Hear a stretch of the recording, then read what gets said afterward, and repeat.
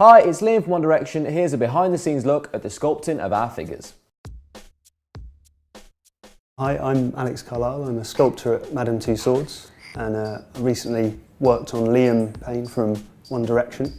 First we start with the sitting, where we take a lot of measurements, up to 250, and about the same number of photographs. It was clear to me that he was a really nice, kind guy, and I wanted to get some of that expression into his pose.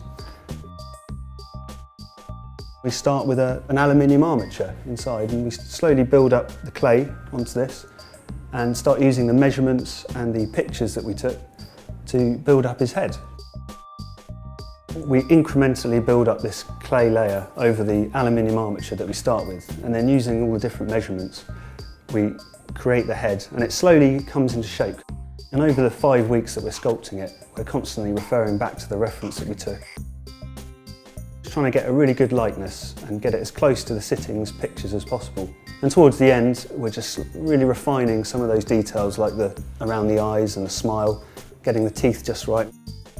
Liam recently obviously shaved his head, which is actually really helpful as a sculptor because it gives you a lot of detail about the shape of his skull, which sometimes can be a bit of guesswork if it's underneath a lot of hair. And I think he was quite pleased with the result. He was really concerned that his figure, looked good, and he was really helpful with me getting more measurements and checking things off and giving me any little tips about what he thought about it.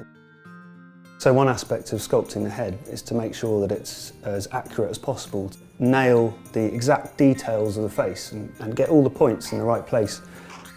And that was a bit of a challenge because the expression that we were trying to get was this key thing of him looking kind of generous and kind, and at the same time kind of excited to be there with the rest of his band.